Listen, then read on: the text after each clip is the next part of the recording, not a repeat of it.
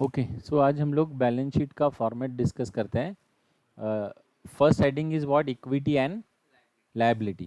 पहला लायबिलिटी का नाम क्या बन गया, इक्विटी एंड लायबिलिटी। पहले जो नॉर्मल बैलेंस शीट बनती थी उसमें खाली क्या नाम होता था, लायबिलिटी, राइट। तो लायबिलिटी का नाम क्या हो गया, इक्विटी एंड लायबिलिटी, राइट। तो अभी देखिए इक्विटी में, इक्विटी एंड लायबिलिटी मतलब ये लायबिलिटी में जो सबसे पहला पार्ट है ना वो इक्विटी से रिलेटेड है।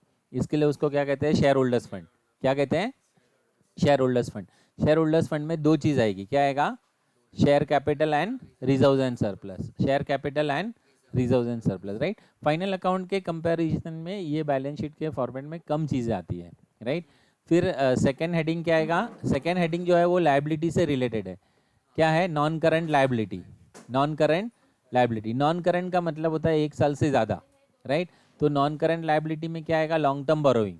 क्या आएगा, लॉन्ग टर्म बोरोइंग, ठीक है। अभी नेक्स्ट क्या आएगा, करंट लायबिलिटी। नेक्स्ट क्या आएगा, करंट लायबिलिटी। और करंट लायबिलिटी में क्या आएगा, ट्रेड पेबल, राइट। तो ज़्यादातर इतनी चीज़ें लायबिलिटी साइड में आती है, ठीक है।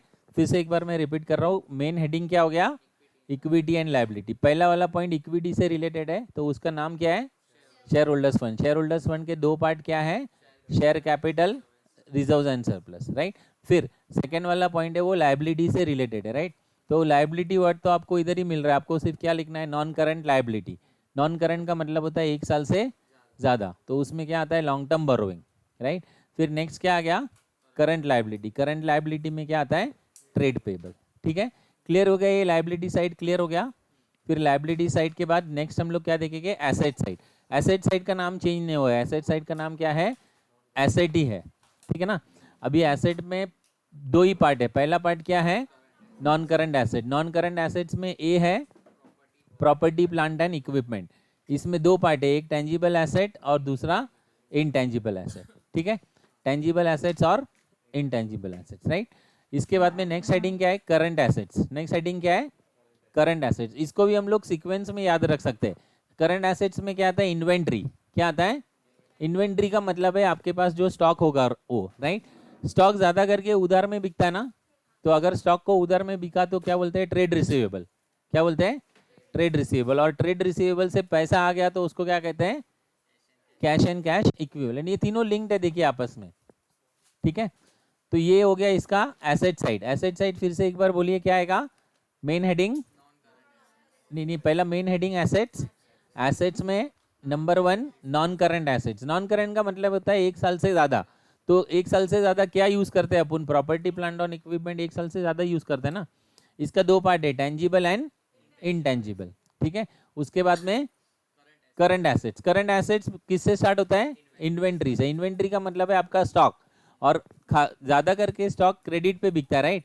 तो क्रेडिट पे बिकता है तो पैसा लेना रहता ना, तो ट्रेड रिसीवेबल। और पैसा मिल गया तो cash and cash equivalent. Clear है। और यही सीक्वेंस में अभी क्या बनता है, नोट्स टू अकाउंट्स। यही सीक्वेंस में क्या बनता है, notes to accounts. Notes to accounts में खाली आपको याद रखना है, शेयर कैपिटल में दो पार्ट आएगा। पहला पार्ट क्या आएगा, ऑथोराइज कैपिटल, जिसमें अगर इंफॉर्मेशन दिया है तो लिखना है, नहीं दिया है तो क्वेश्चन मार्क करना है। और issued, subscribed and paid up capital, right. दूसरा हेडिंग क्या है, रिजर्व्स एंड सरप्लस। रिजर्व कौन से आप लोगों को पता होता है, राइट। वो सारे रिजर्व इसमें लिखने हैं, ओके। तीसरा पार्ट क्या आता है, long term borrowing. Long term borrowing में क्या आता है, डिबेंचर, राइट। ट्रेड पेबल में क्या आता है, सन्ड्री क्रेडिटर्स और बिल्स पेबल, राइट। एसेट की अगर बात करेंगे तो टेंजिबल एसेट्स में जो एसेट्स को हम लोग देख सकते हैं और छू सकते हैं। इनटेंजिबल एसेट्स में गुडविल, इन्वेंट्री में स्टॉक, फिर ट्रेड रिसीवेबल में डेटर्स और बिल्स रिसीवेबल, और कैश एंड कैश इक्विवेलेंट में बैंक बैलेंस। ये आपका हो गया नोट्स टू अकाउंट्स, ठीक है।